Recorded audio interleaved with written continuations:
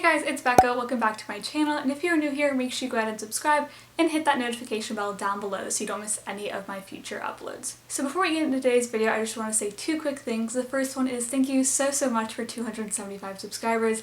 It really does mean a lot to me. And the second thing was also just a quick apology that I did not get a video up last week. I know I've been saying I'm sorry for not uploading a lot recently. I've just had a lot of stuff going on in my personal life, and then obviously shit kind of hit the fan in the world last week, and I had a video planned for Sunday.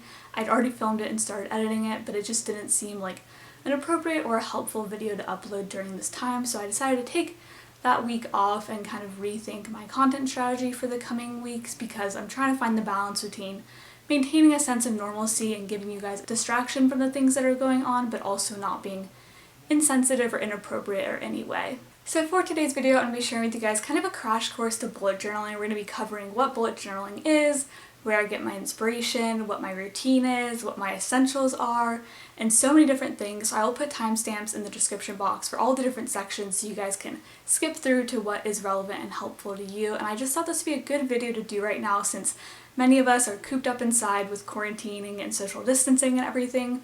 So hopefully this can be an interesting video and it can help you with your bullet journaling, which is the perfect kind of indoor activity because it gives you a sense of control over your life, which I know I could need right now, and it's also a great way to de-stress and be creative. So if you want to see any of the things I just talked about, then just keep on watching.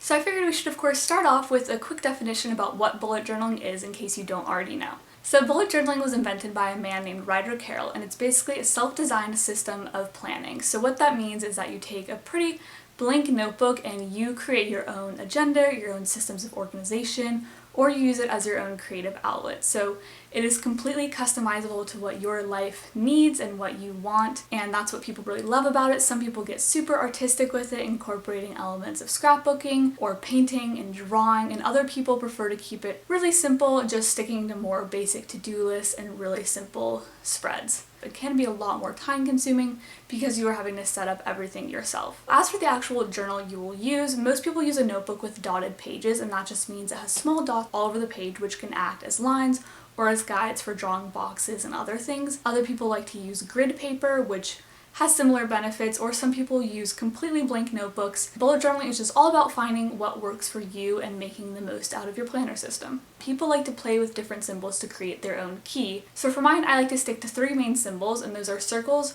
squares, and triangles. So for me, I use circles just as normal tasks, to-do lists, and then I like to use squares for any kind of scheduled things. And then finally, I like to use triangles for tests and quizzes. So now that I'm in college and I'm a dance major, I don't really use the triangle as much. And so I draw these as open symbols. I just draw the outline of the shape when I'm writing down a task.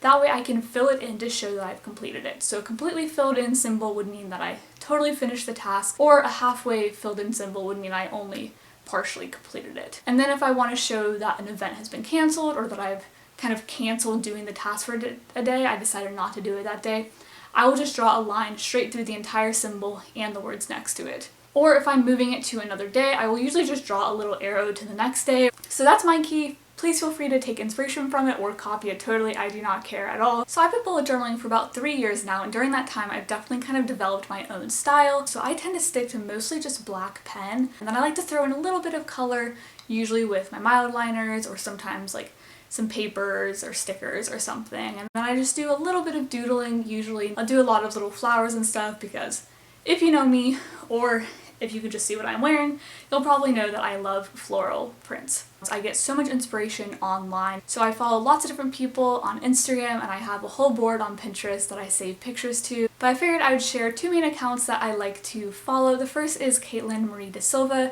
She has a YouTube channel called Caitlin's Corner. She does plan with me videos every single month, so I really like to follow hers. Hers are all very practical and very simple, but she does like to get creative and try out new things every month. She also just recently graduated from college, so she's doing a lot of school-related content the past few years, and so since she's at a similar spot in her life that I am, I find her spreads really relevant and applicable to my own bullet journal. And the second account I follow on Instagram and Pinterest, and that is Archer and Olive. This is actually a company. She makes her own bullet journals and supplies, which I will get into later, but I also just really love the spreads she creates herself. She does a lot of painting and just doodling, and I get a lot of my floral drawings inspired from her. And of course we need to talk about the actual bullet journal I use and my other essentials. So when I first started out I was just using a moleskin because it was easy to find just at Barnes & Noble, and then I used a couple different random notebooks that were given to me, but now that I know this is something I love to do and something I'm going to continue to do, I finally invested in a bullet journal from Archer and Olive. So this is the one I got. It was about $30, so not cheap. So I've been using this just for a couple weeks now and I am absolutely loving it. It has so many great features. It has a really nice hard cover. It's very durable and it's covered in fabric. And I of course love the color, love the design. She designs all of the little graphics that are on the front of her bullet journals. She is just an amazing artist, the woman who runs the company. And then this one also has an elastic, which is nice to keep it closed, as well as a little pen loop. And then she also has a pocket in the back, which I just have some different scraps of paper in there right now that I've been using, but you could totally use that to store stickers or a ruler. And then I also love that hers comes with not one but two bookmarks, which is super nice. I use one for my monthly spread and one for my weekly spread, since those are the two pages I refer to the most often in my bullet journal. The notebook lays flat, which is really nice to have when you're bullet journaling, and her paper is super high quality. It is super thick. There's no ghosting at all. One more thing I'll note is that the bullets themselves are spaced very well. I like the amount there is. Like, I like how big the grids are, if that makes sense. Some of the random ones I was using had like a weird space at the top, or the dots were too spaced out, and it just made it hard to draw things at a good size. I would definitely recommend an Archer and Olive one. The woman is so nice. Archer and Olive is actually named after her cats, which she always posts on her stories, and these are just super high quality, and I think it's great to support a female entrepreneur. So when I bought my bullet journal, I also decided to invest in one of her pencil pouches, which is absolutely gorgeous. Again, she did all of the floral work and all of the artwork on all of her products, and this was $18, so not super cheap, but she actually was doing a promotion, so this was free with the purchase of a bullet journal, so that was absolutely amazing. So there's my hair, actually.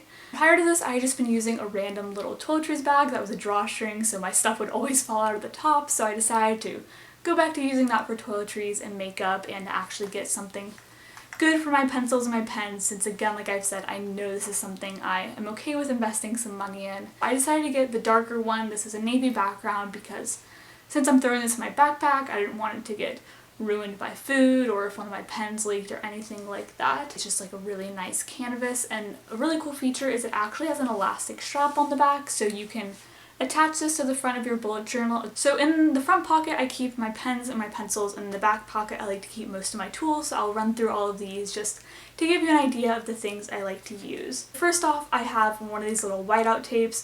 Whiteout is definitely essential because it is inevitable that you will mess up at some point, and rather than feeling like you need to scrap the entire page, a little bit of whiteout will go a long way. Then I just have a glue stick, which I don't use as much as I was. With some of my old notebooks, I would actually glue together two pages to prevent the ghosting that I was talking about, but I have not had to do that at all since I've gotten my Archer and Olive one, which is great. I do use a glue stick if I want to glue in like any paper or anything like that. Then I just have an eraser. I only use pencils just to like sketch out a couple things, but of course I have to erase that, so I have an eraser. And then I have a pad of black sticky notes. This purchase was inspired by DaSilva, and I absolutely love these. If you get a white pen, it just creates a super cool look in your bullet journal, and it's just a fun way to switch some things up. And then I just have one of my Tombos. Tombos are a brush pen that are very popular. I only have a couple, but I do use the black one the most, so I tend to keep that actually on me and not on my desk. So moving on to the front little pocket, the normal black pens I use are from Pilot. You can find these literally anywhere. I would love to try the Muji ones at some point, which are a very popular option, but I don't have a Muji store anywhere near me. So with me right now, I just have the 7 and the 5 sizes. I've had the 3/8 before as well. I just like to use different thicknesses to differentiate between like writing Monday versus writing my actual tasks for that day. Next, I just have a white GellyRoll pen. This I use so I can write on top of my black sticky notes, and sometimes I use it to write on top of brown craft paper as well. I just got a single one from Michael's, but you can order most of the supplies through Amazon, which is usually cheaper than going to a craft store. They make tons of different colors and people do crazy different designs like blending the colors together and stuff, but that's just not really my style, so I just like having this white one, and this is in the 8 size. Next, I just have a couple of Mildliners. Mildliners are probably my favorite thing to use in a bullet journal. These are basically double-ended highlighters that come in like actually pretty colors, not flaming neon colors, so these definitely match a little bit more with my aesthetic. This pink one is my favorite one actually. So I ordered a set of 15 on Amazon when I just got started, but I think they've come out with 2 more 5-packs since then. Thought I would love to get those as well. Definitely will be going on my birthday wish list. They also make brush pens now. I just have one in a gray color and I like those a little bit better than the Tombos actually. I just find that since they're smaller, they're a little bit easier to use for me. Then I just have a number 2 pencil just for sketching stuff out. Like I said, you can use literally any pencil you own. And then I just have a couple of the Stabilo pens. These I also ordered on Amazon, like a big set of all of them. And these are probably what I use the least out of all of my bullet journaling supplies. I just don't use colored pens a whole lot. I like to use my Mildliners more, so I definitely do use them. Like, they were a worthwhile purchase, but just figured I'd share with you guys that these aren't my favorite thing. So those are all my essentials for bullet journaling, and I of course want to make it totally clear that I don't think you have to spend a ton of money to start bullet journaling. You can start with just a couple pens. People even like to use colored pencils and crayons, which you might already own. I know the Crayola markers are really popular for calligraphy actually, so there's lots of different affordable options out there. And I also wanted to say a quick note about sustainability in terms of bullet journaling. You guys know I'm always trying to live as eco-conscious and as eco-friendly as possible, but I also don't believe in restricting yourself from the things that you enjoy. So like I've said so many times, bullet journaling really is an important hobby to me. It just does so many good things for me in my life. So I know all of these pens and stuff, you know, they come in plastic of course. My bullet journal, it isn't made out of recycled paper or anything. I would love to see those products start coming on the market, and I will of course totally support them when they do, but they're just not available yet, at least that I know of. So I'm going to continue to use these things, and I'm not, you know, just gonna go out and buy different pens and stuff willy-nilly. I always put a lot of thought into all of my purchases, both for bullet journaling and anything else in my life. It's an investment in yourself, so I think that's kind of different. And lastly, I figured we could talk about my routines, you know, how often I bullet journal, how much time I spend on it, and how I'm able to keep up with this every single week. So I figured we could start big picture and talk about yearly. So I do like to set up a couple spreads for, you know, my entire 2020 or whatever year it is. Usually lots of things about goal setting and what kind of routines and habits I want to build on in the new year. So I will usually start my yearly spreads during winter break when I'm off, anywhere from like 2 to 4 weeks before January 1st actually comes around. And then the only other time I kind of do a lot of spreads at once like that is also back to school. So of course over December that works for spring semester, but usually in July or August I'll also create some spreads for my fall semester as well. I will write down my schedule with all of my information to have it all in one spot. I'll set some goals for myself for that academic semester as well. And then I might make, you know, charts to track like the different points I have to earn or things like that. And so then of course with every month I like to set up a few spreads for my month as well. So I'm a big fan of actual calendar spreads. Some people do just like the dates and then small lines next to it with what's going on that day, but I really like actually drawing out the grid of a calendar. It just helps me so much more to be able to visualize it that way. And I like to make my calendar big enough that I have a good couple of lines in each box, usually about like 5 rows or so, and this way if I have morning tasks, I can write those up near the top of the box. If I have evening events, I can write those down by the bottom. And even if I don't write the exact time in there, just having that kind of scale, if you will, helps me just to know what's going on. Then I'm also a big fan of doing a habit tracker, and I actually took a break from this last month. I didn't know, you know, how helpful it was being, but I really like it, just having that chance every night to check in with what I did that day and if things are kind of starting to slip to the sides or not.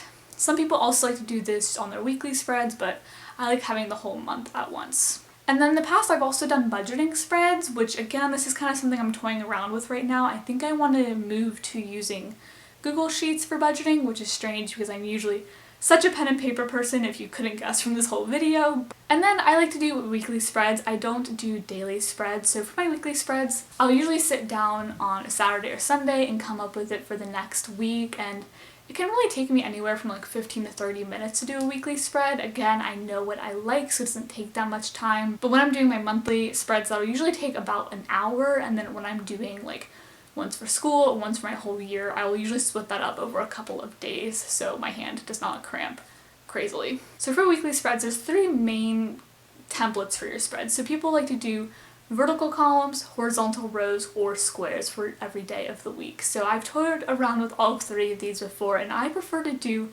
squares. I'm getting some of the height of doing a vertical column, but I'm getting enough space across to actually write out an entire task without having to go to the next line. So in addition to having a square for every day of the week, there's a couple other things that I like to work into my weekly spreads. Since I'm a student, I used to do an entire little thing for my homework tracker, but with this semester in particular, I haven't had a lot of homework, so I'll usually just write that in and like this just kind of general blank section I leave, and that just gives me a lot of opportunity to customize what I need for that specific week. So I'll write in some homework. I'll also add in a little bit of a meal tracker. I don't go too crazy. I like to just give myself like a general idea of what I'm eating for breakfast, lunch, and dinner that week. That kind of wraps up my weekly spread. I might add in a little bit of doodling, a quote or something if I have extra space, but I don't go too crazy with the decorating. Alright, so that's going to be all for today's video. If you enjoyed it, please give it a thumbs up and subscribe down below. It would help to support my channel so much, and I would just be forever thankful. And if you want to see more bullet journaling videos, please leave a comment down below as to what you would want to see. If you want to see plan with me's, if you want to see school-related spreads, any of this sort, I would be happy to do anything you guys want, because I of course want to make videos that you guys actually enjoy. You can also go follow me on Instagram. It is just at becca.gargiulo. I share bullet journaling things on my stories pretty often. Here on the screen here in a few seconds, you guys will see 2 videos that I think you would enjoy, so please feel free to watch either one or both of those if you feel like it. And with all of that said, I hope you guys have a wonderful day. Please stay safe, please social distance, do all the things the CDC is recommending, and stay happy as well. Bye guys.